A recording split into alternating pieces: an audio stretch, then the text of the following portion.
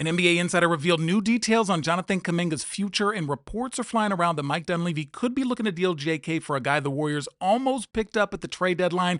And it's probably the most realistic sign and trade scenario involving Kuminga, and a move that many say makes the Warriors instant title contenders.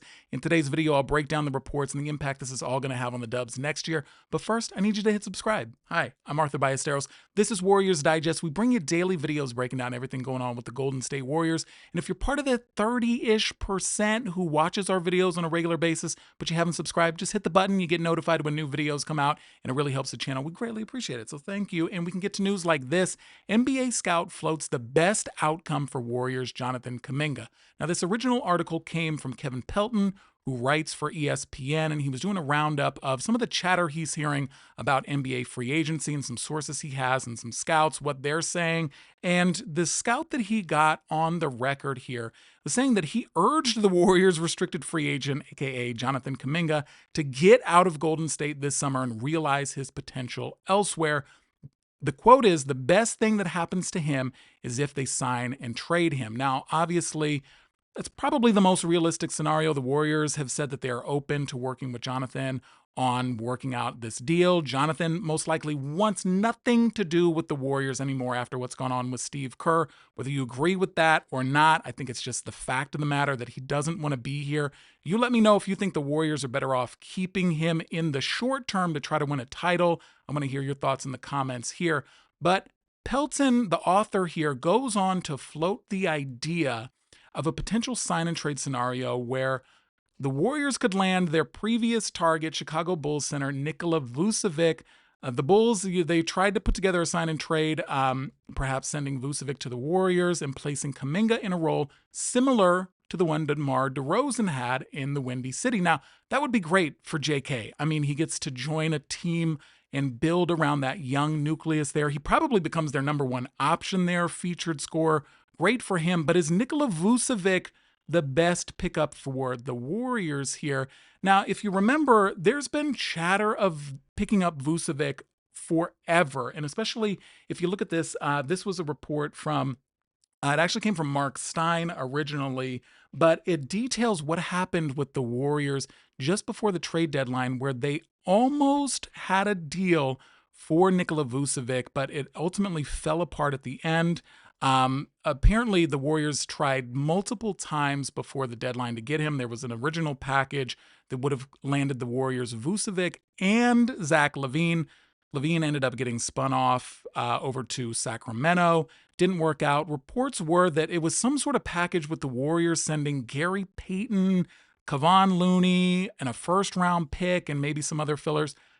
The Bulls said that's not enough for them, and the Warriors said they didn't want to include a first-round pick. So now the Bulls are saying, oh, we're going to wait for the summer and wait for Vucevic and his value to get boosted here.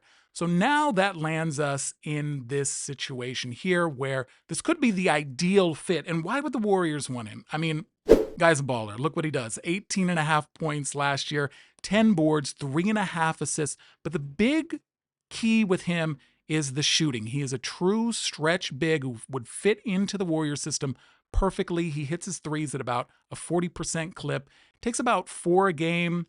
So not an incredibly high volume, but definitely somebody who can knock them down. When you look at the scouting report here on Vucevic, this is something that's really interesting. I'm going to bring this up here.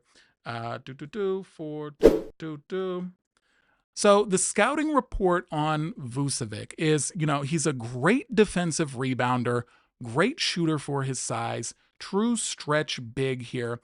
Some of the issues with him are defense. When you look at his defensive ratings here, and you can find all of this at bballindex.com, gives really detailed scouting reports and grades on the players here. So not high marks on the interior defense, but he is a good help defender. He is good when he's playing one-on-one and guarding his own man down in the post there. But he's not a rim protector, which is something a lot of Warriors fans have been screaming for, to get a rim protector in there. That's not him, but he is a great rebounder and also just a great shooter as well, especially for his size. Off the charts marks on his perimeter shooting there.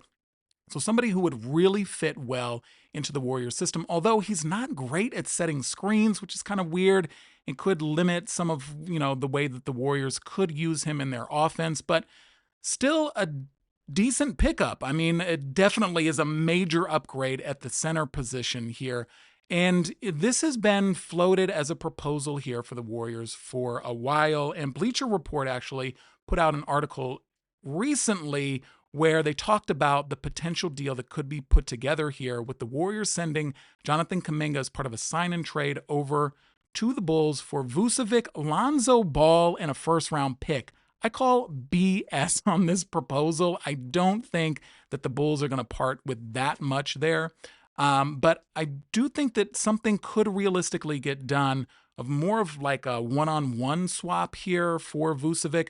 Now, it's tricky here because the sign and trade with Kuminga is really limiting, and I'll show you why here. When we look at this here, let me bring this up. These are the rules around the sign and trade with a player like Kuminga. So when a player is an early bird or full bird free agent, which Kuminga is, he signs a new contract above the veteran minimum salary. He earns a raise of at least 20% and his team is over the cap after signing him. His outgoing salary in a sign and trade is only 50% of his actual salary for matching purposes. So his full salary counts as the incoming salary for whichever team acquires him. So like in a proposal like this here, let me bring this up again here. If you were to do like a one-for-one swap in this trade machine, it shows that it works. With Nikola Vucevic, he makes $21 million for next year. Kuminga, if you signed him to a theoretical deal here where maybe he's making about $28 to $30 million a year, the trade machine shows that it works, even though his outgoing salary is only about $14 million and the Warriors would be taking back $21 million in salary. And that's partially because of the apron rules here, which I can go back to, because this is all a lot of misconception around what can happen with these sign and trades here. So when it comes to the apron here, so if Kuminga signed a new contract starting at $25 million theoretically here as part of the sign and trade, he'd only count for $12.5 million, and outgoing, which we know is 50% there. Teams that take back more salary than they send out in a trade get hard capped at the first apron. So the Warriors would get hard capped at the first apron in this potential deal, and they may struggle to find other partners here because of those limitations, whereas teams above the first apron can't take back more salary than they send out in the trade.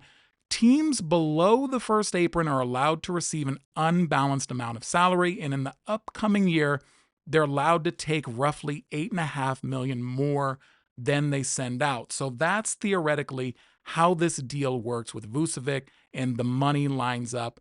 But do you think this is a good deal? I think that this is going to be really underwhelming for a lot of Warriors fans. Jonathan Kuminga, all the star potential, 22 years old. We've been trying to build him as a star for several years here, and it's just not working out because of Steve Kerr's system, because of all the politics behind it. All of that just doesn't seem like it's going to fit, and the Warriors want to move on and get a piece they can use for a championship. But does this excite you? Do you think this moves the needle? Do you think this makes the Warriors true contenders with Vucevic? I mean, I don't think that that's the final puzzle piece, and I do think that there's more interesting options out there for the Warriors, but it's just going to be extremely tricky to get these sign and trades done with Kuminga because of that limitation with him being a bird's right player and only being able to send out half of his value. So you tell me what you think. Are you excited about Vucevic potentially coming in? Do you think that there's a better option for the Warriors? I want to hear your thoughts down in the comments, and I'll talk to you tomorrow. Peace.